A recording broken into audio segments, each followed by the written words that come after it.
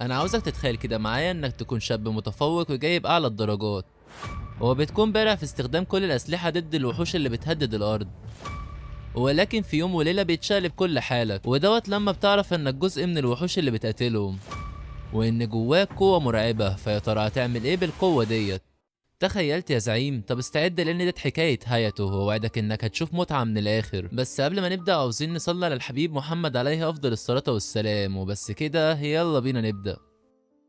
بتبدأ قصتنا بقى يا معلم، وبنشوف واد وبنت صغيرين بيجروا وسط الخراب اللي حاصل حواليهم، وبنلاقي وحش عملاق بيظهر قدامهم من الخراب دوت، وبضربة منه بيطير الواد دوت لبعيد، وبيكون الوحش هيهجم على البنت ويقتلها. ولكن في ناس بتتدخل وبيهجموا على الوحش دوت، بس البنت بتكون اتصابت جامد. وبيصحى بطلنا هايته وقتها وبيقول انه لسه بيحلم باليوم دوت وانه مش عارف ينساه. وبيكون بطلنا كبر وفي طريقه الأكاديمية كمان، وبتكون الأكاديمية ديت هي الوحيدة اللي بتدربك لقتال الوحوش. وبيوصل بطلنا الجزيرة وبيكون في بنتين بينادوا باسمه، وده لانه جاب اعلى الدرجات في امتحان القبول بتاع الاكاديميه. ولكن هايته بيقدر يفلت منهم وبيوصل الاكاديميه وقتها. وبيسال بطلنا واحد من الموجودين لو حفل القبول في الاكاديميه هيحصل هنا، فبيقول الواد دوت فعلا. ولكن البنت اللي مع الواد دوت بتعرف هايته وبتقول ان الطالب اللي جاب اعلى درجات قبول في الاكاديميه، وبتصيح لي حرفيا. والكل بيتجمع حوالين بطلنا لما بيعرفوا كده، ولكنه بيعرف يخلع منهم ولسه بياخد نفسه. بيلاقي واحده كده بتنط عليه، فبطلنا بيبعدها وبيقول لها انت مين يا حاجه؟ فبتعرفه بنفسها وبتقول ان اسمها ايميليا وانها طالبه جديده في الأكاديمية وعاوزة تكون صاحبته. فبيوافق هايته على كده، وبعدها بيقابلوا الواد اللي هايته سأله عن حفل القبول. والبنت اللي معاه واللي اسمها ريتا بتتأسف لبطلنا لأنها فضحته، فبيقول لها هايته حصل خير، وبيعرف الواد دوت عن نفسه، وبنعرف إن اسمه فريد. وبيروحوا بعدها كلهم لحفل القبول، وفي واحدة اسمها إريكا بترحب بيهم هي وصاحبتها واللي اسمها ليديا، وبيكونوا مساعدين رئيسة مجلس الطلبة إيكو واللي بتدخل وقتها. ولكن قبل ما تتكلم بيدخلوا بنتين متأخرين عن ميعاد حفل القبول، وإيكو بتسألهم عن سبب تأخرهم دوت، فبيقولوا إنهم راحوا يستقبلوا هايته ولكنهم ما عرفوش يلاقوه. فايكو بتقول لهم انهم مطرودين عشان تاخرهم دوت، وانهم مش بيحترموا قواعد المكان. وبتقول لهم ان المكان دوت اللي بيجهز الابطال اللي بيحموا الارض. وخليني بقى اعرفك بيحموا الارض من ايه. هما باختصار كده بيحموا الارض من وحوش كده اسمهم السافيج، واللي بيكونوا وحوش فضائيه بتنزل الارض، وبنكون شفنا واحد منهم في بدايه القصه. بنرجع بقى للوقت الحاضر وبنشوف بطلنا متضايق ان البنتين دولت هيطردوا عشانه. ولكن ايميليا بتقف ليكو بتقول ليها ان قرارها مش عادل، وان ما ينفعش تطردهم عشان غلط واحد بسيط كده. ولكن ايكو بتقول ليها انهم مش اطفال ولازم يتبعوا التعليمات، وان غلط واحد في ارض المعركه ممكن يعرضهم لفقدان فرقه كامله. وبتقول ان الاتنين دولت بتاخرهم اكدوا انهم مش قد المسؤوليه، بس ايميليا بتقول لها انهم هنا مش في ساحه المعركه، وان طردهم دلوقتي غلط كبير. وليديا وقتها بتقول لايميليا انها ما ينفعش تكلم رئيسه مجلس الطلبه كده، بس ايميليا بتقول لها رئيسه طلبه مين؟ ده هياته جايب درجات اعلى منها. وبطلنا الغلبان بيحاول يسكتها وبيقول لها الله يخرب بيتك هتوديني في داهيه. ولكن ساعتها ايكو بتنادي على هايته وبتساله لو هو معارض على طردهم، فبيتردد حبه كده ولكن بيقول لها انه بيعارض. والكل بيتصدم من رده، ولكن هايته بيقول ان البنتين دول اتاخروا عشان كانوا بيدوروا عليه، وانه حاسس بالذنب لانهم هيطردوا بسببه. فبتقرر ايكو وقتها انها تتحداه في منافسه قدام الكل، وانه لو فاز مش هتطرد البنتين دولت. وبتقول ان المنافسه بتاعتهم هتحصل بكره. وبطلنا لسه بيعارض بتقوم ايميليا قايله لايكو انها هتتنفخ بكره، وبكده المنافسه بتكون لبست بطلنا. وبعد الحفله بيقول هايته لايميليا انه مش هيقدر على ايكو لانها اقوى واحده في الاكاديميه، ولكن ايميليا بتقول انه هيقدر يفوز عليها. وبتكون واخداها عشان يقابل الباحثه وياخد منها الهاندرد بتاعه. والهاندرد دوت يا صاحبي عباره عن بدله لقتال وحوش السافيج، وبيتغير شكل البدله ديت من واحد للتاني، وبيوصلوا للباحثه فعلا واللي اسمها بيكون شارلوت. وبترحب ببطلنا وبتعرفه كمان على المساعده بتاعتها ميمي. وبتكون شارلوت مستغربه من ان بطلنا ما استخدمش الهاندرد ولا مره، ومع ذلك فهو يقاتل ايكو اللي هي اقوى واحده في الاكاديميه حاليا. ولكن ايميليا بتقول لها ان هيته قوي جدا وانه هيهزم ايكو. فبتقول لها شارلوت انها حابه تشوف قوته. بتطلع وقتها الهاندرد بتاع بطلنا واللي بياخده فعلا، وبيروح بعدها مع ايميليا المكان للتدريب، وده عشان يستخدم البدله بتاعته لاول مره. وبتقول له ايميليا انه يفعل قوه الهاندريد بتاعه دلوقتي، وبطلنا فعلا بيعمل كده، وبتتشكل البدله بتاعته وبيظهر ليه سيف قوي جدا. وشارلوت بتكون بتراقب كل دوت، وبتقول لبطلنا ان الهاندريد بتاعه فريد من نوعه. وايميليا كمان بتستخدم الهاندريد بتاعها، ومن غير اي تاخير بتقول لبطلنا يجهز، وبتيجي هجمه عليه. وبطلنا بيتفاجئ من هجومها دوت ولكنه بيقدر يصده بدرع كده. وبتقول وبتقول له ايميليا انه يقدر يعمل درع يحميه كمان. وبطلنا بيقول لها الله يخرب بيتك، ده انا كنت هروح في داهيه لولا الدرع اللي ظهر ليا دوت. وبتقول له ايميليا ان ايكو مش هترحمه بكره وانه لازم يتدرب، وفعلا دوت اللي بيحصل. وبيقعدوا يتدربوا سوا لحد ما الوقت بيتاخر، وبيقول بطلنا لايميليا انه يرجع للسكن، ولكن وقتها بتجيله رساله من اخته. وبيفتكر بطلنا انه كان وعدها انه يروح لها المستشفى بعد حفل القبول، وبيقول لايميليا انها تروح للسكن لوحدها، وبيجري هو عشان يروح لاخته. وبيوصل لعندها فعلا وبيتاسف لها على التاخير بتاعه. وبنعرف بقى ان اخت بطلنا اسمها كارين وانها مريضه ومش بتقدر تمشي. وبتسال اخته عن حفل القبول، فبيقعد يحكي لها اللي حصل فيه. ولما الوقت بيتاخر بيرجع على السكن بتاعه، ولكن اول ما بيدخل بيلاقي ايميليا بتغير هدومها، وطبعا بتحدفه بكل حاجه ينفع تتحدف في الاوضه لحد ما بتجيب اجله. وبعدها بيفوق بطلنا وبيسال ايميليا عن اللي بتعمله في الاوضه بتاعته، ولكن ايميليا بتعرفه ان الاوضه بتاعتهم مشتركه. وبطلنا بيكون مستغرب من كده، ولكن ايميليا بتقول انه لازم يرتاح عشان عنده منافسه مهمه بكره. وفي تاني يوم بنشوف هايتو وهو في حلبة القتال. وايه الحلاوه والجمال دوت بس يا جدعان. وهنا مش قصدي على هايتو طبعا، انا قصدي على ايكو اللي بتكون متجهزه كويس قوي للقتال. هو بيكون في حضور كبير جدا عشان القتال دوت، وايكو وقتها بتستدعي الهاندرد بتاعها وبتتجهز. وبطلنا كذلك بيفعل الهاندرد بتاعه. وبتقول ليديا القواعد بتاعه القتال دوت، وبتقول ان القتال هيخلص لما حد فيهم يغلب التاني او ان التاني يستسلم. وايكو وقتها بتستخف ببطلنا وبتعلن انها مش هتستخدم التسليح الكامل بتاعها، وبتقول انها لو استخدمته هتخلص على بطلنا بسرعه، وهي عاوزه تستمتع وتمتع الجمهور اللي جه عشان يشوف القتال دوت. ويعني الله على اخلاق يا استاذه ايكو. وايميليا بتشجع بطلنا وبتقول له انه ما يرحمش المتكبره ديت، فبيقول لها عيوني. وبيكون القتال هيبدا بينهم، ولكن بطلنا بيفقد السيطره على بدلته وبيقع على ايكو، وبيكون الوضع يعني مش تمام خالص. وبطلنا بيحاول يتاسف ليه عن اللي حصل، ولكن ايكو بتكون متعصبه وبتهجم عليه، ويا دوب بيفادي الهجوم بتاعها بيلاقيها قدامه وبتديله بوكس بتجيب اجله. وبتكمل عليه بهجوم تاني، ولكن بطلنا بيقدر يصد الهجوم وبيقرر انه يبدا الهجوم عليها، ولكن ايكو بتكون قويه جدا وبتقدر انها تصد ضربته. وهات وقتها بيجمع قوته وبيحاول يضربها من تاني، وبينجح فعلا وبيكون فاكر انه غلبها، بس على مين بس يا صاحبي، دي ايكو برضه مش سهله. وبتكون عملت درع وحمت نفسها وبتيجي محوله سلاحها مره تانيه، وبتوجه ضربه لبطلنا بتزرعه في الارض حرفيا، ولكن هايتو بيحاول يقوم من تاني. ساعتها ايكو بتعترف بقوته وبتقول انها تخلص القتال دوت وبتستعد لضربتها الاخيره، ولكن وقتها هايتو بيحس بحاجه غريبه وايكو بتهجم عليه، ولكن بنشوف ان هايتو عيونه بتتغير وبيقدر يتفادى الهجوم بتاعها وبيظهر قدام ايكو بسرعه كبيره، وبيهجم عليها بشكل سريع جدا، وبتكون تحركاته اتغيرت تماما. وايكو بتحاول تستهدفه كمان مره وبتنجح فعلا، وبتفكر انها خلصت القتال، ولكنها بتاخد الصدمه حرفيا لان هايتو بيكون فعل التسليح الكامل يا جماعه وقدر يصد ضربتها بسهوله. وليديا بتقول ازاي قدر يفعل التسليح الكامل وهو لسه واخد الهاندرد بتاعه امبارح، وانا احب اجاوبها على سؤالها دوت واقول لها ان دوت تسليك من الكاتب طبعا. وبنشوف ايكو اللي بتقول انها مش هتخسر وبتستخدم التسليح الكامل بتاعها هي كمان، وبتبدا تهجم على هايتو اللي بيكون الدرع بتاعه ضعف بسبب هجماتها. فايكو بتستغل الفرصه وبتيجي مدياله الضربه اللي بتخلي الحلبه تتخرب من قوتها، وطبعا بعد الضربه ديت بيقع هايتو على الارض ومش بيكون قادر يتحرك. وبكده ايكو تكون الفايزه في القتال، وايميليا بتروح على هايتو وبتطمن عليه، وبتقول لي ايكو انها قالت انها مش هتستخدم التسليح الكامل بتاعها، ولكن شارلوت بتتدخل وقتها وبتقول ان اللي قالته ايكو ملوش علاقه بقواعد القتال وانها الفايزه فعلا. بس ساعتها ايكو بتقول انها مش عاوزه الفوز دوت لانها ما كانتش قد كلمتها، فبيقرروا يخلوا النتيجه تعادل. وبعد فتره هايتو بيفوق بيلاقي ايكو جنبه، فبيسالها لو خسر القتال وهل كده البنتين هيطردوا ولا ايه اللي هيحصل، ولكن ايكو بتقول ان محدش هيطرد لان النتيجه كانت تعادل. وايكو بتكون مستغربه وبتسال بطلنا ازاي قدر يستخدم التسليح الكامل في اول قتال ليه، وطبعا بطلنا الغلبان بيكون مش عارف هو عملها ازاي. وايميليا بتدخل عليهم وقتها وبتقول ليكو انها تسيب بطلنا يرتاح، وبتكون متضايقه منها عشان اللي عملته في القتال. وايكو بتقول انها فعلا كانت رايحه وبتمشي من المكان فعلا، ولكنها بتكون متضايقه لان هايتو كان هيتفوق عليها، فبتتدخل اريكا وليديا وبيحاولوا يروقوها. نسيبنا منهم بقى وبنروح لتاني يوم وبنشوف بطلنا وايميليا وهم خارجين سوا، وبيلاحظ هايتو ان الناس عمالين يبصوا عليهم، فبيسال ايميليا عن السبب، وايميليا بتقول له انه يعتبر من المشاهير دلوقتي لان ناس كتيره كانوا بيتفرجوا على القتال بتاع امبارح وشافوا قد ايه بطلنا قوي وقدر يواجه ايكو، والناس بيشوفوا ايميليا وبطلنا بيفكروا انهم حبايب، فبيقول هايتو لايميليا انها تاخدهم لمكان تاني، وفعلا دوت اللي بيحصل، ولكن يا ريته ما راح لحته لانه بيلاقي انه مكان للحبيبه، وبتكون ايميليا قصده كده. بس ساعتها بطلنا بيجيله اتصال من اخته، ولما بيرد بيلاقي انها متعصبه منه، وده لانه ما عرفاش انه هيقتل ايكو. هايتو بيحاول يبرر ليها وبيعرفها انه ما كانش عاوزها تخاف عليه، فبتقول له ان الكل بيتكلم عليه هنا، وبتساله عن مكانه، فبيقولها على مكانه فعلا ومش بيعدي وقت طويل وبتكون قدامه، وبتقول له انها جت عشان تطمن عليه، وبتتعرف كمان على ايميليا، وبيقعدوا يتمشوا سوا. بيقرر هايتو انه يخلي اخته تجرب الاكل بره المستشفى، والبت حرفيا مش بتتوصى وبتكون طلبت كل الاكل اللي في المطعم، وبيكونوا قاعدين ياكلوا بعدها، وبتكون كارين مبسوط على الاخر بطعم الاكل. ولكن وقتها بتيجي ليهم ايكو، بيكون معاها ليديا وإريكا وولد جديد كده اسمه كريس. وبتقول ايكو البطلة انها كانت بتدور عليه، فبيسألها هايتو عن السبب، فبتعرفه انها كانت عاوزاه يساعد في مجلس الطلبة. ولكن ايميليا بتتدخل وقتها وبتقول ان هايتو مش مجبر ينضم لمجلس الطلبة، وان نتيجة القتال بينهم كانت تعادل. بس ايكو بترد عليها وبتقول ليها انها مش بتجبره، وانها بس عاوزاه ينضم ليهم عشان يقاتل وحوش السافيج، وان واحد زيه عنده قوة كبيرة وهيساعدهم فعلا. فبيقرر بطلنا يساعدهم فعلا، وايميليا بتقول انها هتروح معاه. ولكن ليديا بتقول ليها انها ضعيفة، فايميليا بتقول لها اوريكي مين الضعيفة هنا، وبتستخدم الهندرد بتاعها وبتقول لليديا انها هتغلبها وتثبت قوتها. وليديا بتفعل الهندرد بتاعها برضه، وبيبدا القتال بينهم، وبتكون إريكا عاوزة توقفهم. ولكن ايكو بتمنعها وبيفضلوا يقاتلوا بعض. ولكن وقتها في تنبيه للطوارئ بيحصل، وإريكا بتقول وقتها ان في وحوش سفاش ظهروا. فليديا بتوقف القتال وقتها، وايميليا بتقول لها انها هتهرب. بس ليديا بتقول لها ان حصل حاجة اهم من القتال معاها، وبتكون هتمشي هي وايكو. ايكو وقتها بتقول لبطلنا انها تستنى جوابه لو كان هينضم ليهم. ولكن شارلوت بتظهر وقتها وبتقول لايكو انها تاخد هايتو وايميليا معاها، وانهم جاهزين دلوقتي عشان يقتلوا وحوش السافيج. وفعلا بتاخدهم للمقر، وبتكون هناك ميمي مساعدة شارلوت، وكريس بيكون بيجمع المعلومات عن وحوش السافيج اللي ظهرت. وبيعرفوا ابطالنا ان في 3 وحوش سافيج موجودين، وبيقول لهم كريس ان في واحد منهم قوي جدا. وايكو وقتها بتقلق وبتكون مش عاوزه هايتو وايميليا يشاركوا. ولكن شارلوت بتقول لها انها هي ومساعدينها مش هيقدروا يوقفوا 3 من وحوش السافيج في وقت واحد. وايكو بتقول انهم هيأخروهم لحد ما الدعم يوصل. بس هايتو بيقول لها انه عاوز يقاتل، وانها بنفسها قالت انه قوي يعتمد عليه. وبعد حبه اقناع بتوافق ايكو فعلا، وبنشوفهم بعدها وهما بينفذوا الخطه بتاعت ايكو. وبنشوف مساعدينها وكل واحده فيهم بتفعل الهندرد بتاعها، وبتنزل إريكا وبتكتف الوحش وبتقدر انها تثبته. وايكو بتفعل قوتها وقتها وبتهجم على الوحش بهجوم من الاخر، وبتقدر انها تكسر الدفاع بتاعه. وبيكون جوهر الوحش ظاهر، وهنا بتتدخل ليديا وبضربه من الاخر بتكسر جوهر الوحش، وبيكونوا عاملين احلى شغل. وايكو بتقول لهايتو ان جه دورهم عشان يغلبوا الوحش التاني. وفعلا بنشوفهم هما بينزلوا سكوت حر على مكان الوحش وبيفعلوا الهندريد بتاعهم. وايميليا بتغرب الوحش بهجمات كتيره من السماء، وبطلنا بيحاول يكسر دفاع الوحش ولكنه بيكون قوي جدا. ولكن ايميليا بتطير دراع الوحش، وهايتو بيهجم عليه من تاني، والمره دي بيكسر دفاعه فعلا. وايميليا وقتها بتديله سهم في نص الجوهر بتاعه بتخلص عليه. وشغل جمدان من الاخر، وتسلم ايديكم يا رجاله والله. وبيكونوا نجحوا في غلب اول وحش سافيج يواجهوه. ولكن في الناحيه التانيه بنلاقي ان إريكا بتكون مثبته الوحش الاقوى، وبتكون ليديا هتهجم عليه. ولكن الوحش مش سهل برضه، بيقدر يحرر نفسه من إريكا، وبيجي مد ليديا ضربه بالطياره وبيطير إريكا كمان. وايكو بتتصدم من اللي حصل، وبطلنا بيكون هيتدخل هو وايميليا ويساعدوها. ولكن ايكو بتمنعهم وبتقول انها تتعامل مع الوحش دوت لوحدها، وبتفعل التسليح الكامل وبتوجه ضربه قويه جدا على الوحش اللي بيهجم عليها هو كمان، وبيقدر انه يلغي ضربتها. وبتكون ايكو هتكمل عليه، ولكن طاقتها بتكون ضعفت، والوحش وقتها بيستغل الفرصه وبيهجم عليها. ولكن تفتكر هيحصل ليها حاجه؟ لا والله، بطلنا بيكون اتدخل وانقذها. والبت بتقول انها ما كانتش عاوزاه يتدخل. يا شيخه تنيلي، ده لولا كنت هتتعملي بطاطس محمره. ولكن بطلنا بيلاحظ ان الوحش بيحضر هجوم وبيكون هيتفاداه، ولكن إريكا بتوقفه وبتقول له ان في مطار وراهم، والمطار دوت فيه ناس كتيره جدا، وانهم لو اتفادوا الهجوم دوت الناس اللي في المطار هيموتوا. فبيقرر بطلنا وقتها انه يصد الهجوم بتاع الوحش، وان ما قداموش اختيار تاني، والوحش بيهجم عليه. وايكو بتساعد بطلنا، وبصعوبه شديده بيقدروا يغيروا مسار الهجوم. وبطلنا بيقول لايكو انهم نجحوا فعلا. ولكن ايميليا بتقول له نجحتوا مين يا ابني؟ الوحش عمال يلعب بيها الكوره هنا. وبتكون ايميليا بتدافع عن ليديا، ولكن الوحش بيوجه ليها هجوم قوي ومش بتقدر انها تصد، وبتتصاب جامد. وبيبان لينا ان في جرح كبير في جسم ايميليا، وهايتو لما بيشوف الجرح دوت بيفتكر لقطات من الماضي بتاعه. وبيكون بطلنا انقذ بنت زمان عندها نفس جرح ايميليا، وبنشوفه بعدها وهو بينطلق على ايميليا وبيصد هجوم الوحش. وبتساله ايميليا لو هو فاكر، فبيقول لها هايتو انه متاكد انه كان يعرفها قبل كده، ولكن بيقول ليها انها تهرب دلوقتي. بس الوحش مش بيستنى وبيطير بطلنا، وبيكون هيهجم على ايميليا وليديا. بس هايتو عيونه بتتغير تاني، وفي لحظه بيكون مطير دراع الوحش، وبنلاقي انه مستخدم التسليح الكامل، ولكنه المره ديت مش قادر يتحكم في قوته وعمال يهاجم الوحش بجنون. وايميليا بتحاول تهديه، ولكن هايتو مش بيكون شايف قدامه حرفيا. وساعتها ايميليا بتتدخل وبتهديه بطريقه تانية، والله ما عارف ايه التدخل دوت. ولكن بطلنا عيونه بترجع طبيعيه تاني وبيهدى. وايميليا بتقوله يتحكم في طاقته ويوجهها في هجوم واحد. وفعلا هايتو بيعمل كده، وبيقدر مش انه يهزم الوحش بس، لا ده بيقسمه نصين. وبيكونوا نجحوا فعلا في اول مهمه ليهم ضد وحوش السافيج. وبيرجعوا بعدها في الطياره، وبيروح حياته الاخت في المستشفى وبيحكي ليها اللي حصل. وبعدها بيرجع على السكن بتاعه وبيقابل ايميليا هناك، واللي بتكون هتروح لاوضه تانية. ولكن هايتو بيقول لها انه عاوز يعرف ايه اللي حصل ليهم زمان، لانه يعتبر مش فاكر غير حاجات بسيطه من اللي حصل. وايميليا بتقول له انها هتحكي ليه، وبتقول له بص يا معلم، اولا كده انا مصابه بفيروس خطير. وبتعرفه ان الفيروس دوت جالها لما لما اتصابت من وحوش السافج زمان، وبتقوله ان هو كمان مصاب بيه لانه حاول ينقذها وقتها فالفيروس اتنقل له، وبتعرفه ان المفروض ان الفيروس دوت قاتل، ولكن لو انت حالفك الحظ ونجيت منه بيبقى عندك قوه مرعبه. وبتقوله انهم مش بشر عاديين وان نصهم بشر والنص التاني وحش سافج، وبتعرفه ان اسمهم هو الفيريان. وبطلنا بيكون مصدوم وقتها وبيقول لها يعني انا فقدت الذاكره بسبب ان اتحولت لنص وحش، فبتقول له فعلا. وبتقول له ان الفيريانت هم حاله نادره وان مفيش منهم 10 في العالم كامل. وبتعرف هاتو ان لما بيكون مصابه وبيحس بالخطر بيظهر نص الوحشي وبيخرج عن السيطره زي ما حصل في قتال النهارده. وهاتو بيسالها لو هي بيحصل لها كده، وايميليا بتقول له فعلا، ولكنها بتعرفه انها قدرت تسيطر على قوتها بالتدريب، وبتقول له انها هتساعده لو خرج عن السيطره تاني. فهاتو وقتها بيشكرها على كده، ولكن ايميليا بتقول له انها هي اللي المفروض تشكره، وده لانه انقذها مرتين. بس ساعتها بتدخل عليهم ايكو، وايميليا بتسالها هي جايه تعمل ايه في اوضه هاياتو، ولكن ايكو بتقول لها انها جت عشان تتاكد انها سابت الاوضه. بس ايميليا مش بتصدقها وبتكون غيرانه على هاياتو، وحتى ايكو بتكون غيرانه على هاياتو من ايميليا، وبيقعدوا الاتنين يتخانقوا سوا وحرفيا بيكونوا صحوا كل الطلبه. وفي اليوم اللي بعده بنشوف هاياتو وايميليا وهم بيتدربوا مع فريد وريتا، واثناء التدريب بيكون هاياتو هيفقد السيطره على نفسه، ولكنه بيركز وبيقدر يجمع قوته ويغلب فريد، وبيكونوا فازوا عليهم في التدريب. وبتكون ريتا متضايقه انهم خسروا، ولكن هاياتو وايميليا بيقولوا ليهم انهم اقوياء فعلا، فريتا بتفرح من كلامهم دوت. ولكن بعدها بنشوف هاياتو عند ايكو اللي بتعرفه ان عنده مهمه، وهي حمايه مغنيه مشهوره كده اسمها ساكورا. فبطلنا بيقول لها ونحميها ليه يعني، ما احنا قتلنا الثلاث وحوش اللي كانوا موجودين في مكان الحفله. ولكن ايكو بتصدمه وبتعرفه ان يمكن يكون في وحوش تانيين، وبتقول انهم عرفوا ان في 7 وحوش كانوا نازلين للارض، وان اتضرب على 4 منهم هم في الجو. ولكن اريكا بتقول ان هم ما لقوش غير جثه وحش واحد بس. فبطلنا بيعرف ان معنى كده ان في 3 وحوش تانيين مش معروف اماكنهم، ودول غير اللي هم قتلوهم طبعا. وبتقول ايكو ان مهمه حراسه ساكورا مش هتكون سهله ابدا، لان احتمال الوحوش المفقوده تظهر في اي وقت. فبطلنا وقتها بيقرر يوافق على المهمه ديت، وبيروح بعدها هاياتو لعند اخته بيعرفها اللي حصل، واخته بتتصدم حرفيا لانها بتكون من اشد المعجبين بساكورا، وبتكون مبسوطه على الاخر، وده لان هاياتو عرفها ان ساكورا هتعمل حفله قريب، وبيكون طلب ان اخته تحضر الحفله ديت، وهم وافقوا على كده، ومفيش احلى من كده واسطه. وفي تاني يوم بيروح هاياتو عشان يقابل ساكورا، واللي بتنزل من الطياره بتاعتها فعلا وبترحب ببطلنا هاياتو، وبيكونوا هيروحوا للفندق اللي هتقعد فيه ساكورا. وبنشوف ان المعجبين بتوعها في كل مكان، وبطلنا في الطريق بيكون مستغرب ليه نجمه مشهوره زيها عاوزاه يكون حارسها الشخصي. ولكن ساكورا بتقطع افكاره وقتها وبتقول انهم قربوا يوصلوا للفندق، وبعد حبه وقت بيوصلوا فعلا، وبيروح هاياتو معاها لغرفتها في الفندق. ولما بتقعد ساكورا بتقول لهاياتو ان اكيد مستغرب ليه اختارته عشان يكون حارسها، وبتوريه الفيديو بتاعه وهو بيقاتل وحوش السافج، وبتقول انها عجبت جدا بقوته لانه انقذ الموقف بشجاعته، وان لولا كان المكان دوت هيتدمر. فهاياتو بيقول لها انه عمل واجبه وبس. ولكن ساكورا بتكون معجبه بيه على الاخر وعاوزه تتجوزه، ودوت بيكون وش بطلنا على كلامها، فبيقرر ياخدها على قد عقلها عشان اليوم دوت يعدي. وبعدها بيروح بطلنا معاها في كل مكان بتروحه عشان هو حارسها الشخصي طبعا. وبيروحوا بعدها المكان الحفله واللي بيكون كبير جدا وفي حوالي 100,000 شخص هيحضروا، وساكورا بتيجي وقتها، وبنتصدم زينا زي هاياتو لما بنعرف ان عندها هندريد خاص بيها، ولكنه بيكون عباره عن اجنحه ومش للقتال خالص. وبنلاقي شارلوت ظهرت من العدم، وبتعرف هاياتو ان ساكورا هتستخدم الهندريد بتاعها في الحفله، وبيكون بطلنا مستغرب من ظهور شارلوت وانها عارفه ساكورا كمان، فبتقول انها انقذت حياتها قبل كده، وهنعرف انقذت حياتها ازاي ولكن قدام. وفي الليل بتكون ساكورا متوتره عشان هي كانت بتحلم انها تغني في المكان دوت من زمن، وبنشوف ان الحراسه في المكان بتكون قويه جدا، ولكن في مكان بعيد بنشوف 3 اشخاص وبيكونوا قاتلين واحد من وحوش السافيج، وشكلهم كده مش هيعدوا الحفله ديت على خير. وفي تاني يوم بنشوف ساكورا اللي بتفتكر ذكرياتها مع امها، وبتكون متحمسه عشان هي وعدت امها انها تغني في المكان دوت، وبتكون برضه بتفكر في هاياتو. بنشوف احنا هاياتو اللي بتكون ايكو مستدعياه، وده عشان تقول له على كام حاجه، ولكنها بتكون مستدعياه في مكان يعني مش الطف حاجه، وبطلنا بيكون محرج جامد وحقه يعني. ولكن ايكو بتكلمه وقتها وبتعرفه ان في احجار من بتاعه وحوش السافج اختفت، وان واضح كده ان في حد اخدهم. وليديا بتعرفه ان الاحجار ديت نادره وخطيره جدا، وبتقول له ايكو انه ياخد باله من ساكورا. فهاياتو بيقول لها انه يعمل كل اللي يقدر عليه، فبتقول له ايكو تمام، وبتقول له انها عاوزاه في حاجه تانية، وهي انهم يعيدوا المبارزه اللي حصلت بينهم، ولكن المره ديت هيكون سباق سباحه، وبتكون جايبه ليه لبس السباحه، ولكن بطلنا معجزه بيقدر يهرب منها. وبنشوفه بعدها وهو بيقابل ايميليا واللي بتكون متشيكه على الاخر، وبيخرجوا هما الاتنين في موعد، وهاياتو بيجيب ليها سلسله والامور بينهم بتكون اخر فل وحلاوه. وبتروح ايميليا عشان تجيب حاجه يشربوها، ولكن اول ما بتمشي بتيجي مكالمه لهاياتو، وبتكون ايكو اللي بتقول ان حصلت مشكله كبيره. فهاياتو بيتوقع زينا كده ان وحوش السافج ظهرت، ولكن ايكو بتقول ان ساكورا اختفت من غرفتها، وبتقوله انها عاوزاه يدور عليها معاهم لانه واضح انها هي اللي سابت الاوضه بتاعتها بنفسها. فبيقول لها هاياتو انه يدور عليها ويرجعها، وبيكون بطلنا محتار ومش عارف ساكورا فين، ولكنها فجاه بتظهر قدامه وبيسالها هاياتو هي بتعمل ايه هنا وان الكل بيدور عليها، ولكن ساكورا بتقوله انها كانت عاوزه تقابله وتروح معاه المكان كده. فبطلنا بيقول لها انه يروح معاها للمكان اللي هي عاوزاه، ولكن الاول تعرف مساعدتها انها معاه. فساكورا بتوافق على كده، وهاياتو حرفيا بيكرف لإيميليا اللي بتيجي ومش بتلاقيه وبتفكر ان حصل له حاجه، ولكن بطلنا بيبعت لها رساله بيعرفها اللي حصل وانه يعوضها بعدين. وساكورا بتكون عرفت المساعده بتاعتها موقعها، وبتكون رايحه هي وهاياتو للمكان اللي هي عايزاه. وبعد حبه وقت بيوصلوا فعلا للمكان، واللي بيكون مكان جميل في الطبيعه. وبتقول ساكورا لهاياتو انها كانت عاوزه توريه المكان دوت، فبيسالها بطلنا عن السبب. فبتقول له ان هو اللي حمل المكان دوت لما قتل وحش السافيج، وبتعرفه ان المكان دوت ليها فيه ذكريات مع امها، وعشان كده هي بتشكره. وهاياتو بيفرح انه انقذ المكان دوت، وبتبدا ساكورا انها تغني وقتها. فهاياتو بيقول لها ان اخته بتحب الاغنيه ديت وعلى طول بتغنيها، بس ساكورا بتستغرب وقتها لان هي اصلا ما نشرتش الاغنيه ديت. بس ساعتها بتستوعب حاجه وبتسال هاياتو عن اسم اخته، فبيقول لها ان اسمها كارين. فبتساله وقتها لو هم كانوا موجودين في الملجأ تحت الارض وقت هجوم الوحوش زمان. فبطلنا بيقول لها فعلا، وساعتها بيفتكر حاجه، وبنعرف ان هاياتو واخته وقت الهجوم بتاع الوحوش قابلوا ساكورا واللي غنت لاخته عشان تهديها. وبطلنا وقتها قال ليها ان صوتها حلو جدا، وشكل كده بطلنا قابل كل الانمي وهو صغير. وساكورا في الوقت الحاضر بتقول لهاياتو ان هو الشخص اللي خلاها تبدا تغني وانها دلوقتي بقت نجمه كبيره، وبتكون مبسوطه جدا انها قابلته. وبطلنا بيسال عن اللي حصل لها بعد هجوم وحوش السافيج وقتها. فساكورا بتعرفه انها اتصابت بشده من الهجوم اللي حصل، وبتعرفه انها راحت لمختبرات لعمل التجارب عليها ودوت عشان تخف، ولكن بتصدمه. وبتقول له ان المختبرات ديت ما كانش الهدف منهم انهم يعالجوا الاطفال المصابه، لانهم كانوا بيدوهم لقاح من وحوش السافيج، وان في اطفال كتير جدا ماتوا في الاختبارات ديت. وبتكمل ساكورا وقتها وبتعرفه ان المسؤوله عن الاختبارات ديت واحده كده اسمها فيتالي، وانها ما كانتش عاوزه تشفي الاطفال بل كانت عاوزه تعمل منهم وحوش بشريه. وبتقول ان كل الاطفال اللي كانوا معاها ماتوا، ولكن هي تم انقاذها من قبل شارلوت وقدرت انها تعيش.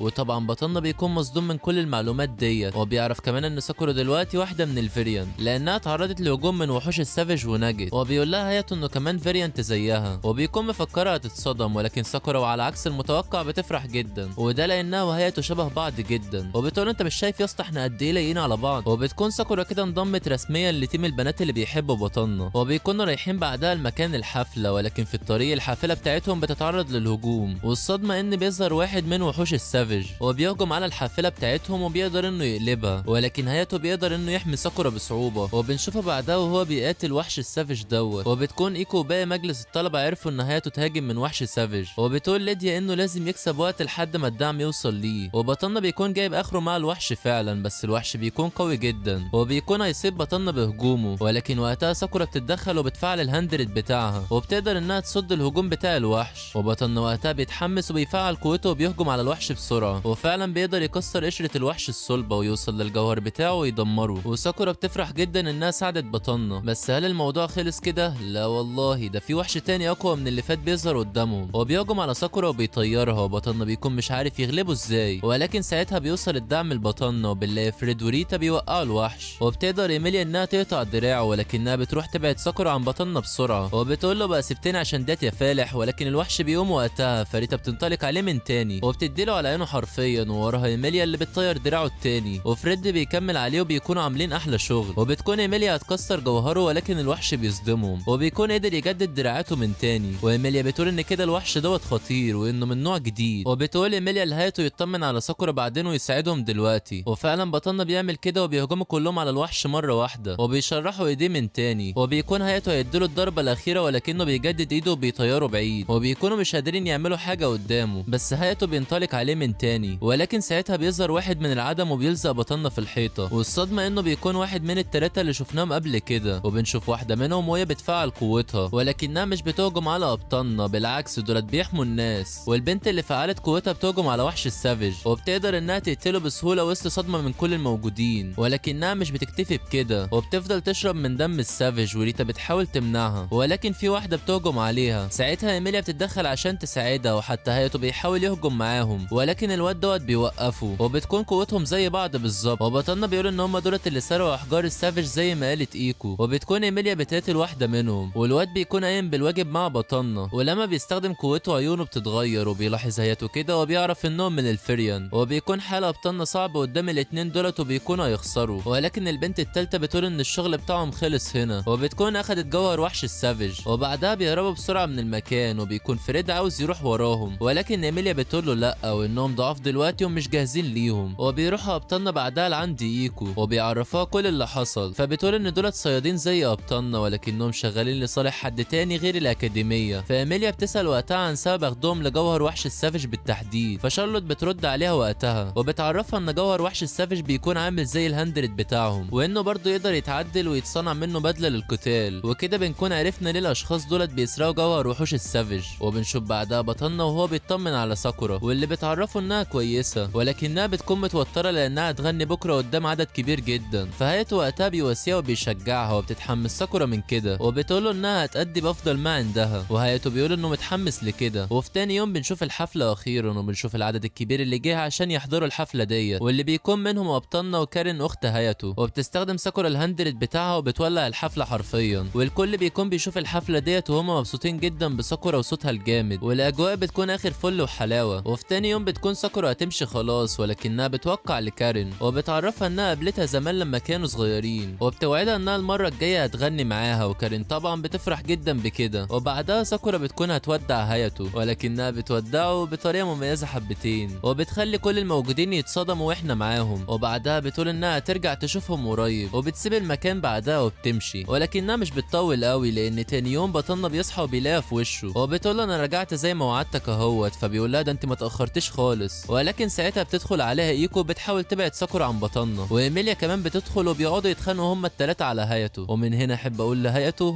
باصي واحده يا دولي مش كده. وبعدها بنشوف ابطالنا وهم واخدين اجازه صيفيه، ودوت بعد ما نجحوا في اخر مهمه ليهم، وبنشوف ان الكل فرحان ومبسوط على الاخر، وده طبعا ما عدا ايميليا لانها من المسطحات للاسف، وبتكون مش واخده حقها في وسط العمالقه دول. واثناء ما الكل مستمتع بنلاقي طياره بتنزل عندهم وبتقطع المتعه بتاعتهم حرفيا، وبينزل من الطياره واحد كده وبيعرف عن نفسه وقتها وبيكون اسمه لويد، وبنعرف ان هو اخو ايكو. وايكو بتساله عن سبب وجوده هنا، فبيقول لها انه حابب يشوف اخته الصغيره، وانه كمان حب يشوف هاياتو المقاتل القوي، ولكن ايكو مش بيدخل عليها الكلام دوت. فبيعرفها لويد انها لازم ترجع معاه للاكاديميه، وده عشان في حاجه كبيره حصلت، وفعلا بتروح معاه. وبنشوف بطلنا بعدها هو وايميليا وبيكون رجعوا الاكاديميه هم كمان، وساعتها بيجي ليهم رساله انهم يجوا مجلس الطلبه. ولما بيروحوا بتعرفهم ايكو ان في وحوش سافيج كتار متجمعين في منطقه واحده، وبتقول لهم انهم لازم يقتلوا الوحوش ديت، وان بسبب عدد الوحوش الكبير ففي مقاتلين تانيين هينضموا ليهم في المهمه ديت، وبيكونوا كمان فريد وريتا هيروحوا معاهم. وبعدها بيطلعوا من عند ايكو عشان يتجهزوا، ولكن لويد بينادي على هاياتو وبيقول له يجي وراه، وبطلنا بيعمل كده فعلا. وساعتها لويد بيساله لو هو عارف ايه مصدر الطاقه بتاع الاكاديميه ديت، فبيقول له انه اكيد مولد الطاقه، ولكن لويد بيقول له ان ده قدام الناس وبس. وبيقول لهاياتو ان مصدر الطاقه بتاع الاكاديميه ورا الباب دوت. وهاياتو وقتها بيدخل وبيلاقي نفسه في مكان غريب، ولما بيقرب بيلاقي ان في بنت محبوسه جوه باللورة، وساعتها لويد بيتدخل وبيقول لهاياتو ان ده مصدر الطاقه بتاع الاكاديميه والمدينه العائمه بالكامل، وبيعرفه ان البنت ديت اسمها ليزا، وبيقول له انها اول واحده تستخدم الهندرد وانها كمان اول فيريان. ووسط صدمه بطلنا لويد بيصدمه اكتر وبيعرفه ان ليزا ديت هي اخته، وبكده تكون اخت ايكو كمان. ولكن ساعتها ايكو بتوصل للمكان وبترفع سلاحها على لويد وبتساله بيعمل ايه هنا وليه عرب بطلنا كل دوت. فلويد بيقول ليها انها تهدى وان هاياتو واحد من اقوى المقاتلين عندهم ولازم يعرف السر بتاعهم ودوت عشان يحمي ليزا مهما حصل. وبيقول ليكو انها ما تنساش ان فيتالي لسه حره، وللعلم فيتالي ديت قائده الثلاث مقاتلين اللي شفناهم قبل كده، وبتكون عامله مصايب الدنيا. وبنعرف دلوقتي انها عاوزه توصل لليزا عشان حاجه معينه، وبيقول لويد انه كان عاوز هاياتو يعرف اللي بيحصل وده عشان يحمي ليزا مهما حصل من فيتالي. وبعدها بيسيب المكان وبيمشي، وايكو بعدها بتطلع بطلنا للاكاديميه، ولكن بتقول له انه ما يعرفش حد اللي هو عرفه دوت، وبطلنا بيقول لها تمام. وبعدها بيكونوا متوجهين للمكان اللي هيقتلوا فيه وحوش السافيج، وبتقول ايكو ان في احتمال وجود اكتر من 50 وحش سافيج، وإيريكا بتقول ان كمان ممكن الثلاث مقاتلين يظهروا في المهمه ديت فلازم ياخدوا حذرهم. وبعد حبه وقت بيوصلوا للمخيم اللي هيقعدوا فيه لحد وقت المهمه، وبنشوف ان في مقاتلين كتير جدا موجودين في المهمه ديت. ولما بيكونوا ابطالنا يروحوا الخيمه بتاعتهم بتظهر واحده كده وبتنط على البت ايميليا وبتكون عارفاها، والبت ديت بيكون اسمها كلاودي، وبتقول على ايميليا انها الاميره. وايميليا بتحاول تسكتها ولكنها مش بتعرف، وهاياتو مش بيكون فاهم حاجه زينا كده بالظبط، ولكن ايميليا وقتها بتتكلم وبتعرفه انها اميره للبلد ديت. وحرفيا بناخد الصدمه، وكلاودي بتقول لايميليا انها لازم ترجع لبلدها عشان هي الاميره، ولكن ايميليا بترفض كده وبتكون عاوزه تفضل مع هاياتو بس. وساعتها ايميليا بتتعصب من هاياتو هايتو بتتحداه في قتال، واللي هيفوز فيهم هياخد ايميليا وحاجه في قمه الضحك يعني. ولكننا بنشوفهم في المكان اللي هيحصل فيه القتال، وكلاودي بتقول انها لو كسبت هايتو هتاخد ايميليا منه، وان القتال قواعده سهله، او الواحد يضرب التاني يكون هو الفايز، وكل واحد بياخد سلاح وبيبدا القتال بينهم فعلا. وكلاودي بتكون بتهاجم بكل قوتها على بطننا، ولكن هايتو بيتفادى هجماتها وبيركز قوته بعدها، وبضربه واحده بيجيب اجلها وبيكون فاز في القتال. وبتكون كلاودي مصدومه من خسارتها، وبتقول لهايتو انها تنتقم منه، وبتقوم جاريه من المكان وهي بتعيط بعدها. وبعد الهبل دوت بيكون بطلنا وايميليا ماشيين سوا في المدينه، ولكن المشكله اننا بنشوف واحد من الثلاث مقاتلين بيراقبهم، وشكل كده دوت هدوء ما قبل العاصفه. وفي تاني يوم الكل بيستعد، وده عشان يروحوا للمكان اللي هيقاتلوا فيه وحوش السافيج، وبيشرحوا الخطه وبيكونوا هيقسموا نفسهم. وهايتو وايميليا وايكو وكلاودي بيكونوا فريق، وفريد وريتا وليديا بيكونوا الفريق التاني، وكل المقاتلين بيكونوا متقسمين عشان يقتلوا اكبر عدد من وحوش السافيج. وبتبدا المهمه وقتها، وبنشوف ايكو وهي قايمه بالواجب مع وحش سافيج، وبتقدر انها تخلص عليه. وبنشوف كلاودي وهي بتفعل قوه الهندرد بتاعها، وبتقول لهايتو انه يتفرج عليها، وبتهجم على الوحش بسلاحها، وبتكون جامده في القتال. وايميليا بتستخدم قوتها وبتشارك هي كمان، وبتقدر انها تخلص على وحش لوحدها. وبيكونوا حتى المقاتلين التانيين عاملين الواجب مع الوحوش، والدنيا بتكون اخر حلاوه. ولكن بنشوف ان الثلاث اشرار دولت بيراقبوا ابطالنا، وشكل كده المهمه ديت مش هتعدي على خير. ولما بيجي الليل بيقرروا ابطالنا انهم يرتاحوا شويه، وبتقعد ايميليا مع إريكا عشان يحرسوا المخيم اثناء نوم الباقي. ولكن هايتو مش بيقدر ينام، وحتى ايكو وكلاودي كذلك، فبيقرروا يبدلوا الادوار ويحرسوا هما المخيم. وفعلا دوت اللي بيحصل. وبيقعد بطلنا يكلم ايكو حبه، ولكن كلاودي بتقاطع كلامهم، وبتقول لهم انها شافت وحش سافيج عند البحيره، وبتطلب منهم يروحوا يشوفوه، وانها هتصحي الباقي لو حصل حاجه. وبطلنا بيصدقها فعلا، وبيروح مع ايكو وقتها. وبنت الحلال كلاودي بتكون عاوزه بطلنا يكون مع ايكو لوحدهم، ودوت عشان يقعوا في حب بعض. وساعتها ايميليا ترجع معاها لمملكتها. وعشان كده يا صاحبي اياك تثق في كلمه بنت ابدا. ولسخريه القدر بالله ان في وحش سافيج عند البحيره فعلا، وايكو بتقول ان طالما واحد بس فهتقدر عليه، وبتهجم على الوحش فعلا. وقبل ما تديله الضربه الاخيره بتقع وبيهجم عليها الوحش، ولكن هايتو بيتدخل وبيحميها، وبيضربه ضربه بيجيب اجل، ودوت العادي يعني. وبيمشي هايتو مع ايكو وقتها لحد ما بيوصلوا للبحيره، واللي بتكون جميله جدا. وبيقعدوا وقتها يتكلموا، وبتسال ايكو هايتو لو هو بقى قادر يتحكم في قوته بشكل كويس، فبيقول لها انه بيحاول ما يفقدش السيطره عليها. فبتقول له انه من الفريق انت زي اختها ليزا، وبتعرفه انها زمان كانت في خطر، واختها ليزا وقتها فقدت السيطره على قوتها عشان تنقذها. وبتقول ايكو ان من ساعتها واختها محبوسه جوه البلوره ديت، واللي بتكون بتحبس قوه ليزا، وبتستخدم الطاقه اللي طالعه من ليزا عشان تشغل الاكاديميه بالكامل. ولكن ايكو بتقول انها مش عاوزه ليزا تفضل نايمه كده، وانها بتحاول تحميها بقدر الامكان. وبتقول لبطلنا انها طماعه، وده لانها بقت مديره مجلس الطلبه عشان اختها مش عشان سلامه الناس. ولكن هايتو بيقول لها غلط، وان دوت مش طمع، وبيعرفها ان لولا علاج اخته اللي متوفر في الاكاديميه ممكن ما كانش يكون مقاتل اصلا، وانه انضم الاكاديميه عشان يحمي اخته، وان بفضل خوفه على اخته وانه بقى مقاتل قدر يحمي ناس كتيره جدا لحد دلوقتي. وعشان كده دوت مش طمع ابدا. وبتكون ايكو فرحانه جدا بكلام هايتو، ولكن ساعتها بيشتغل الانذار، وبيعرفوا ان كده في خطر. وبيحاول هايتو يتواصل مع اي حد، ولكن الارسال بيكون ضعيف. ولكنه بيسمع ان في 3 من المقاتلين بيهجموا على المخيمات، فايكو بتعرف انهم نفس ال3 اللي شغالين مع فيتالي. وبيشوفوا كمان طلب استغاثه وقتها، فايكو بتقول لهايتو انه يرجع للمخيم ويحذر الباقي، وانها تروح تساعد المخيمات التانية. وفعلا دوت اللي بيحصل. وبنشوف فريد واللي بيكون متبهدل قدام ال3 دولت، واللي بيكونوا خلصوا على الكل وما فاضلش غير ليديا اللي بتحاول توقفهم لحد ما الدعم يوصل. ولكن على مين؟ الولد دوت بيديها ضربه بينامها جنب اخواتها، وبيكون عاوز ياخد الهندرد بتاعها، ولكن ساعتها بيتعرضوا للهجوم. وبنلاقي ايكو وصلت يلا، وبتكون مستخدمه التسليح الكامل بتاعها. وليديا لما بتشوفها بتطمن، وايكو بتقول لل3 دولت انهم يستسلموا لانهم مش هيقدروا عليها. ولكن البت بتهجم عليها، بس ايكو بتديها على عينها حرفيا، وبتقول ليهم ان مالهمش فرصه قدامها، والعيال كده شكلهم اتحاصروا خلاص. ولكن تجري الرياح بما لا تشتهي السفن. وبنشوف ان الدنيا بتمطر وقتها، وقوه ايكو بتضعف من المطر دوت. والولد دوت بيقول ان شكل الحظ في صالحهم النهارده. وبنشوف البنت ديت وهي بتستنسخ الهندرد بتاع ايكو، وبينطلقوا عليها بعدها، وايكو بتحاول تصد ضرباتهم. ولكن الولد دوت واللي اسمه بيل بيقول لها ان قوتها ضعيفه مع المطر دوت، وايكو بتقول انها هتغلبهم برضه، بس مش بتلحق تخلص الجمله والواد بيكون قدامها، وبيدي لها ضربه بيجيب اجلها. وبيكون هياخد الهندرد بتاعها ومعاه روحها اعتقد. ولكن ساعتها بتتدخل إريكا وبتكتفه، وبيكون هيتواصل مع كل الشباب الطيبه، وما تسالنيش فين الشباب دولت. وايكو بتقول لهم ان خلاص كده هم خسروا. ولكن بيل بيقول لها دوت في احلامك، وبيفعل كامل قوته وبيكون متعصب على الاخر، وبيقول انه مش هيخسر من حبه ضعاف زيهم. والبت ديت بتفعل قوتها برضه وبتهجم عليهم، وبتبدا المعركه من جديد. وبطلنا بيقدر يصد ضربه بيل، وايميليا بتقدر تكتف البت ديت، وبتيجي مديلها ضربه بتجيب اجلها خالص. والتانيه بتحاول تهاجم ايميليا، ولكن على مين؟ دي ايميليا بنت الجامدين، بتقدر تتفادى كل هجماتها وبتدمر السلاح بتاعها وبتجيبها ارض. والبت بتحاول تنسخ قوه ايميليا، ولكن ايميليا بتكون اسرع منها وبتقول لها مش هتعرفي تنسخي حاجه لو كنت ميته. والبت وقتها بتستسلم، ولكن بيل بيكون مفجرها يا جدعان. هو بيكون عامل احلى شغل مع بطنه، هو بيكون متعصب جامد وبيقول لهايته انه مستحيل يغلبه دوت لانه ضعيف وانه ما شافش المعاناه اللي هم عاشوها. هو بيكون بيهاجم بطنه وهو بيفتكر ذكرياته، وبنشوف كم المعاناه اللي عاشوها العيال دولت وهم صغيرين، وبيكونوا بيشتغلوا وبيتعاقبوا على اقل غلط بيعملوه لحد ما بيهربوا من الجحيم دوت. ولكن حياتهم مش بتبقى سهله ابدا، لانهم بيقعوا في ايد فيتالي واللي حرفيا بتخلي حياتهم جحيم اكتر. وبيكون القتال مستمر بين بيل وهايته بيقول لبيل انه عاش حياه صعبه، ولكنه برضه مش هيخسر قدامه دوت لانه عنده ناس عاوز يحميهم. وبطلنا بيفعل التسليح الكامل وقتها وبيقدر انه يوقع بيل، ولكن مع ذلك بيل مش بيخسر وبيزود قوته اكتر، وبيكون القتال بينهم مولع حرفيا. ولكن قوتهم ديت بتصحي وحش سافيج كان في البحيره، والكل بيتصدم من قوه الوحش دوت لانه بيكون من نوع التنين ودوت من اقوى الانواع. ولكن بيل بيقول ليكو انه يغلب الوحش دوت، وفي المقابل هياخد الجوهر بتاعه وبيفعل كامل قوته وبيتخطى كل حدوده حرفيا وبيهجم على الوحش دوت بسرعه كبيره. ولكن الصدمه انه ولا بيأثر فيه، وبنشوف ان في حاجز من الطاقه حوالين الوحش دوت، وبيل مهما يهجم عليه مش بيقدر يكسره. والوحش في المقابل بيهجم على بيل هجوم من الاخر، وبيل بيحاول يصده ولكنه مش بيقدر وبيكون هيقع على الارض خلاص. ولكن بطلنا بينطلق بسرعه وبيلحقه، وبيل بيسأل بطلنا انقذه ليه، فبيقول له انه برضه عنده ناس عاوز يحميهم. وبيكون بطلنا بيفكر ازاي هيغلبوا الوحش دوت، واللي بتكون ضرباتهم مش بتوصل ليه حتى. ولكن ايكو بتلاحظ ان المقاتلين التانيين بيضربوا الوحش معاهم، وايميليا بتقول ليها انهم ممكن يوحدوا هجوم الكل في ضربه واحده، وان ساعتها يكسروا الحاجز دوت بسهوله. ولكن المشكله انهم مش عارفين يتواصلوا مع باقي المقاتلين، وده بسبب جهاز التشويش اللي بيل واصحابه حاطينه. ولكن ساعتها البت بتشوف حال اصحابها وبتعطل الجهاز وقتها، وبتساعد ابطالنا عشان تنقذ صحابها، وبكده تكون المشكله اتحلت، وبتقدر ايكو انها تتواصل مع الكل من تاني. وبتعرف المقاتلين انهم هيهجموا على الوحش مره واحده، وان قوتهم مع بعض هتدمر الحاجز دوت. وفعلا دوت اللي بيحصل، والكل بيستعدوا وبيضربوا كلهم في وقت واحد، وحرفيا الغابه بتنور من قوتهم. ولكن دوت مش بيقدر يكسر حاجز الوحش برضه، والكل بيحس بالاحباط وقتها. ولكن ايكو مش بتيأس برضه، بتقول لهم يحضروا نفسهم للضربه الثانيه وانهم هيغلبوا الوحش المره ديت. وفعلا الكل بيتحمس من كلام ايكو، وبيجهزوا قوتهم مره ثانيه وبيضربوا على الوحش مره واحده، والمره ديت بينجحوا فعلا، وقوتهم بتقدر انها تدمر الحاجز. وايميليا بتقول لهايته يستغل الفرصه ديت، وهايته مش بيستنى وبيجيب اخر قوته وبينطلق بسرعه كبيره جدا على الوحش، وبضربه من سيفه بيقدر يقسم الوحش اتنين، وبيقدروا انهم يخلصوا المهمه ديت على خير. وفي تاني يوم بيكونوا راجعين للاكاديميه وبيكونوا قدروا يعالجوا المصابين، وايكو بتكون اخدت بيل واصحابه معاهم ودوت عشان يستجوبوهم وتعرف منهم معلومات عن فيتالي وخطتها. وفي مكان تاني بنشوف فيتالي واللي بتكون قدام وحوش كتار جدا، وبتقول انها قريب قوي هتنفذ خطتها لتدمير الاكاديميه، وشكل كده الاحداث الجايه هتكون دمار الدمار. وفي اليوم اللي بعده بنشوف الشله وهم عند ايكو في مجلس الطلبه، وهايته بيسالها عن بيل واصحابه، فايكو بتعرفه انهم محبوسين في مكان في الاكاديميه ولكنهم مش عايزين يقولوا اي حاجه مفيده عن فيتالي. وبتقول ايكو ان اخوها لويد قدر يلاقي مختبر فيتالي، ولكنها للاسف بتكون هربت منه. وشارلوت بتعرفهم انها برضه ما سابتش اي حاجه مفيده وراها، وايكو بتقول انهم لازم يشددوا الحراسه طالما فيتالي لسه طليقه. وكمان بتعرفهم ان في احتفال مهم هيحصل قريب، وإيريكا بتقول انهم لازم ياخدوا بالهم لان الاحتفال دوت هيحضروا عدد كبير جدا من الناس. وساكورا بتكون متحمسه للاحتفال دوت، وده لانها هتغني فيه، وبتكون محضره مفاجاه للجمهور. فهايته بيسالها عن المفاجاه ديت، ولكن ساكورا بتقول له انه هيعرف وقتها، وبيروحوا بعدها يشوفوا الناس اللي هيجوا الحفله ديت، وبنلاقي كلاودي جت معاهم. وايميليا بتقول لها الله يخرب بيتك ايه اللي جابك بس، ده انا ما صدقت خلصت منك. ولكن كلاودي بتقول لها انها مش هتسيبها. وبنشوف بعدها بنت كده اسمها ويندي، واللي بيرحبوا بيها ريتا وفريد، وبنعرف انها صاحبتهم. وبنشوف بقى التجهيزات للاحتفال دوت، واللي بيكون الكل متحمس ليه حرفيا. وفي الليل بيلاقي بطلنا ساكورا رايحه المكان كده، فبيقرر وقتها انه يروح وراها لحد ما بتوصل للاوضه بتاعت اخته، وهايته وقتها بيدخل وراها من غير ما تحس. ولما بيدخل بيلاقي شارلوت وساكورا وكارين قاعدين سوا، فبيقول لهم هو ايه اللي بيحصل هنا. فساكورا وقتها بتعرفه المفاجاه بتاعتها، وهي ان اخته كارين هتغني معاها. فهايته بيستغرب لان اخته مش بتقدر تمشي، بس ساكورا بتقول له انها عامله حسابها على كده. وبنلاقي ان كارين معاها 100، وبتقول له شارلوت انها عملت ليها 100 مخصص. وساكورا بتعرفه ان كارين هتقدر تمشي وتطير كمان بال100 دوت، بس كارين بتكون متوتره وقتها، ولكن هايته بيشجعها وقتها وبيقول لها انه واثق فيها وفي صوتها الحلو. فكارين وقتها بترتاح من كلام هايته، وساكورا بعدها بتكرشه من الاوضه عشان يكملوا تدريب. وفي اليوم اللي بعده وبيكون يوم الاحتفال، وبنلاقي عدد كبير من الناس جايين عشان يحضروا الاحتفال دوت، والكل بيكون مبسوط باجواء الاحتفال دوت ما عدا كلاودي اللي بتكون زعلانه لانها بعيده عن ايميليا. وبنشوف ايميليا بقى اللي بتكون مع هاتو في الاحتفال، وبيلاقوا في طريقهم إيريكا وريتا وهما لابسين لبس النادلات، وإيريكا بتقول انهم بيساعدوا الناس في الاحتفال مش اكتر، ولكن ايميليا طبعا مش بتفوت الفرصه ديت وبتقعد تصورها وبترخم عليها. بنسيبنا بقى من الهبل دوت وبنشوف هاتو وهو بيروح لاخته كارين واللي بتكون لابسه البدله بتاعتها، وهاتو وقتها بيشجعها وبيقول لها انه واثق فيها. وبعد حبه وقت بنشوف ساكورا وهي بتبدا الحفله اخيرا، وبتستخدم الهاندرد بتاعها وبتولع الاجواء، ولكن عند بوابه الدخول بنشوف واحده بتدخل، والمشكله يا صاحبي ان الواحده ديت هي فيتالي. وبنشوف ويندي وقتها وهي بتفتح ليها البوابات، وبكده تكون فيتالي دخلت الاكاديميه. ولكن فوق في الحفله بنشوف كارين وهي بتطلع مع ساكورا، والكل بيكون متفاجئ من ظهورها، وكارين بتعرف عن نفسها للحضور، وبعدها بتفعل الهاندرد بتاعها واللي بيكون شكله جامد جدا، وبتبدا بعدها تغني مع ساكورا، والكل حرفيا بيحب الغنى بتاعها. وهايتو بيكون فخور جدا بكارين لانها حققت حلمها اخيرا وغنت مع ساكورا، لا وكمان الكل حب الغنى بتاعها. وفي الوقت اللي الكل مستمتع فيه بالحفله بنشوف كريس اللي بيقول ليكو انهم لقوا بنت مغمى عليها، وبيكون قصده على ويندي طبعا. ويكو بتحس ان فيتالي السبب وبتخاف جدا، وبتقول لكريس انه يجيب شارلوت لهنا. وفي الناحيه التانيه من الحفله بنشوف فيتالي وهي بتفعل اجهزه زرعاء في الاكاديميه، وبنلاقي ان الاجهزه دي بتتحول لدبابير، وبيلاحظوا إيريكا وريتا الدبابير ديت، وإيريكا بتستخدم قوتها وبتحاول تدمر الدبور دوت، ولكنه بينفجر قبلها. وريتا بتلاقي واحد تاني وقتها وبيكون بيحاول يفجر مولد الطاقه، ولكن ريتا بتقدر انها توقفه قبل ما يعمل كده، بس الانفجارات بتستمر في المدينه، والكهرباء وقتها بتتعطل كمان، وبتكون حرفيا فيتالي شن هجوم كامل عليهم. وبيقول كريس ان الحشرات دي بتتفجر في مولدات الطاقه، ويكو بتقول ان شكل فيتالي كانت بتخطط لكل ده من بدري، وبتعرف كل الطلبه ان في حاله طوارئ وانهم لازم يساعدوا في الدفاع عن الاكاديميه. والرساله دي بتوصل لهايتو وايميليا، وحتى ساكورا بيوصل ليها رساله انهم بيتعرضوا للهجوم، والمكان بيتهز بسبب الانفجارات والناس بيكونوا خايفين جدا، ولكن ساكورا بتقدر انها تهديهم. ويكو بتتاكد ان فيتالي هي السبب في اللي بيحصل عن طريق فيديو من كاميرا المراقبه، وبتقول شارلوت ان واضح ان فيتالي كانت مسيطره على ويندي. وفي الناحيه الثانيه بيكون المقاتلين قايمين بالواجب مع الدبابير ديت، وبيكونوا قدروا يدمروا عدد كبير جدا منهم. وفريد بيقول ان الامور تحت السيطره ويا ريته مالها، لان يوكو بتلاحظ ان في طيارات غريبه بتقرب منهم، والطيارات ديت بتدمر نفسها في المدينه. ولكن المشكله مش بتكون هنا، المشكله الاكبر في ان بينزل من حطام الطيارات ديت وحوش سافيج، بس كلاودي بتلاحظ ان الوحوش ديت متعدل عليهم وان مفيش فيهم جوهر، بمعنى اصح يعني ملهمش نقطه ضعف زي وحش السافيج العادي، والاسلحه بتاعت الاكاديميه مش بتاثر فيهم. وبتحاول كلاودي تدمر واحد فيهم ولكنها مش بتقدر، والوحوش بتبدا الهجوم على الطلبه. وشارلوت بتقول ان فيتالي كانت بتجمع جوهر وحوش السافيج عشان تعمل الوحوش المعدله ديت، وهايتو وايميليا بيوصلوا عند ايكو عشان يساعدوا، ولكن ايكو بتلاحظ طياره تانية بتقرب منهم، والطياره ديت بتكون هتنزل فوق الاكاديميه، بس بيكون في حاجز بيقدر يمنع تفجير الطياره ديت وبيحمي الكل. ولكن الموضوع ما بيخلصش لان الوحوش بتنزل من حطام الطياره وبيبداوا يضعفوا الحاجز وبيكونوا هيدمروه خلاص. وبتكون ايكو عاوزه تروح تحارب الوحوش ديت بنفسها، ولكن كريس بيقول لها انها لازم تفضل هنا عشان توجه الكل، فبطلنا بيقول لها تسيب لي موضوع الوحوش دولت. وايكو مش بتلاقي حل تاني وبتقول لهايتو انها بتعتمد عليه. وعند بيل واصحابه بيكونوا ملاحظين ان في هجوم بيحصل على الاكاديميه، والبت ديت بتفرح وبتقول ان اكيد فيتالي جاي عشان تنقذهم، ومش بتكمل الجمله وبتلاقي الباب بيتفتح وفيتالي بتوصل لعندهم فعلا، وبتعرفهم انها بتهاجم المدينه بالكامل وانها عاوزه مساعدتهم. ولكن بيل بيسالها هي بتهاجم المدينه ليه، وبيعرفها ان في احتفال كبير بيحصل فوق وان في ناس ابرياء هيموتوا كده، وان دوت مش هو اللي اتفقوا عليه. ففيتالي بتقول له ها وايه كمان، فبيقول لها ان المقاتلين اللي هنا مش اشرار وانهم عاملهم كويس. ساعتها فيتالي بتقول له انا عارفه هعمل معاكم ايه، وبتطلع جاز كده وبتبدا تعذب فيهم عشان يرجعوا لصفها من تاني، وحرفيا مفيش بعد كده شر يعني. وبنشوف ليديا وهي بتدمر واحد من الوحوش دولت، وبتقول ان طالما ما عندهمش جوهر يبقوا يدمروا جسمهم خالص. وفعلا فريد بيعمل زي ما بتقول، وبيبداوا تدمير في الوحوش ديت، والوحوش اللي عند الحاجز بيوصل لهم هايتو وايميليا. وميمي وقتها بتكون رايحه عند بيل واصحابه، ولكن فيتالي بتقابلها وبتضرب عليها النار، ولكن ميمي بتقدر تتفادى هجومها وبتطير سلاحها وبتضربها كمان. ولما بتيجي تطمن على بيل واصحابه فيتالي بتقدر انها تصيبها، وبتحاول ميمي توقف فيتالي، ولكن الصدمه ان بيل هو اللي بيبعدها، وفيتالي بتطلع بعدها هي وباقي اتباعها، وبيكونوا مكملين في طريقهم. ويكو وقتها بيجي لها مكالمه من لويد وبيقول ليها تسيب لي موضوع فيتالي، وده لانه عارفها اكتر من اي حد ومش بيسمح ليها تعترض وبيقفل السكه في وشها. وهايتو وايميليا بيكونوا بيقتلوا الوحوش اللي بيكونوا كتار جدا، وفيتالي بتكون بتعدي كل الافخاخ باتباعها وبتكون بتتعامل معاهم كانهم ادوات حرفيا. ولكن ساعتها ميمي بتيجي ليها وبتضرب عليها النار، وبيقعدوا بيتبادلوا ضرب النار وميمي وقتها بتتصاب، ولكن فيتالي بتهرب وقتها وميمي بتسأل بيل لو هو كويس، فبيلاحظ انها اتصابت وبيقول لها انت اللي كويسه، فبتقول له ايوه. وبنشوف ان بيل واصحابه اتقلبوا ضد فيتالي، وفيتالي اخيرا بتوصل لهدفها وهو ليزا، وبتكون عاوزه تقتلها عشان تدمر الاكاديميه بالكامل، ولكن ساعتها لويد بيطلع ليها وبيقول لها انه ما كانش متخيل يشوفها بعد كل الوقت دوت. ففيتالي بتقول له كويس انك طلعت بنفسك، وفرت عليا وقت التدوير عليك، وبتطلع مسدسها عشان تقتله، وبتقول له انها اخيرا هتنتقم منه على اللي عمله وهتدمر كل اللي حاول يبنيه لما تموت ليزا دلوقتي. وعلى السطح بنشوف ان الوحوش بدأت تطلع موجات قويه بتضعف المقاتلين، ومش بيكون حد قادر يستحمل الموجات ديت. وبتقول فيتالي لويد انها خططت لكل دوت، فلويد بيقول لها ان كل مخططاتها جميله ودوت مش وقت غزل يا روح امك. وعشان بس تفهموا، المعلم دوت كان شغال مع فيتالي زمان، وهما اللي عملوا كل المدينه ديت سوا، ولكن البيه سابها ونكر فضلها في صنع المدينه، وعشان كده هي عاوزه تدمر المدينه بالاكاديميه بكله بقى. وانا عن نفسي بقول انها بدت علاقه توكسيك، وفيتالي وقتها بتضرب النار على ليزا عشان تقتلها، ولكنها بتتصدم ان في حاجز قوي معمول على ليزا، فبتتجنن فيتالي وقتها وبتحاول تضرب النار على لويد، ولكن ليزا بتحميه، وابن القدر دوت بيضرب النار على فيتالي وبيقدر انه يصيبها، وبيروح عليها بعدها وبيقول لها تسامحه وانه كان غلط. ويعني يا ابو التكسكه يا اخي علمنا يا ملك مش كده. وحرفيا فيتالي بتموت، ولكن فوق على السطح بيكون هايتو وإيميليا معمول معاهم الصح من الوحوش، ومش بيكونوا قادرين يعملوا حاجه قدامهم، وده بسبب موجات الصوت اللي بتطلع منهم. ولكن ساعتها بنشوف ساكورا اللي ليزا بتتواصل معاها، وبتقول ليها انها تغني وان صوتها هيغطي على اصوات الوحوش، وبتقول لكارين انها تساعد ساكورا، وفعلا دوت اللي بيحصل. وبنشوف انهم بيبداوا يغنوا وفعلا بينجحوا في الغاء صوت الوحوش، وبيبدا كل المقاتلين يتحركوا من جديد. وهايتو وقتها بيستغل الفرصه وبيفعل قوته، وبينطلق على الوحش الكبير دوت، وباستخدام التسليح الكامل بيقدر يدمر راس الوحش دوت، وبيدمر بيه الحاجز كمان، وبيكون استنفذ كل طاقته. وقتها بتحس ان الامور بدات تتصلح، ولكن كريس بيقول لها ان الوحش لسه عايش، وبيبدا في الهجوم على المدينه. بس بنشوف ان في حد بيصد هجومه دوت، وبنلاقي انهم بيل واصحابه، ولكن الوحش مش بيسيبهم وبيهجم عليهم، وباللي بيقدر يصد ضربته، وبيفعل قوته وبينزل في الوحش دوت ضرب، ولكن الوحش بيقدر يصعقه وبيكون هيخلص عليه خلاص. ولكن البت بتكون عاوزه تنقذه باي طريقه، وبتفعل قوه المتتبع على الوحش، ويعني نسخت الوحش، وبدل ما كان عندنا واحد بس بقى عندنا اتنين. ولكنها بتخلص على الوحش وبتفضل هي، وبتكون ايكو عاوزه تضربها وتخلص عليها، ولكن هايتو بيمنعها وبيقول ليها انه يقدر يرجعها لوعيها. وبنشوف البنت وقتها واللي بتكون عاوزه تقاتل، ولكن بطلنا بيحاول يكلمها وبيقول ليها انها مش لازم تقاتل تاني، وان كل حاجه انتهت، وانها تقدر تعيش في الاكاديميه مع بيل واللي بتحبهم. وبطريقه او باخرى بيقدر الكلام دوت انه ياثر فيها، وبترجع تسيطر على قوتها من تاني، وبترجع لشكلها الطبيعي، وبتكون كده كل الامور اتحلت. وبيل بيشكر هايتو على كل اللي عمله على انقاذ صاحبته، وفي الليل بيحتفلوا لانهم قدروا يحموا المدينه. وبطلنا وايميليا بيكونوا بيحتفلوا بطريقتهم الخاصه، ولكن ساعتها الكل بيدخل عليهم، وكلاودي بتكون هتتجلط من هايتو، ولكن ايكو بقى اللي مش بتتوصل لما بتشوف كده، وبتيجي مستخدمه التسليح الكامل وبتحضر نفسها عشان تخلص على بطلنا وايميليا في ضربه واحده. وربنا يكون في عون بطلنا وايميليا على اللي هيحصل فيهم من ايكو.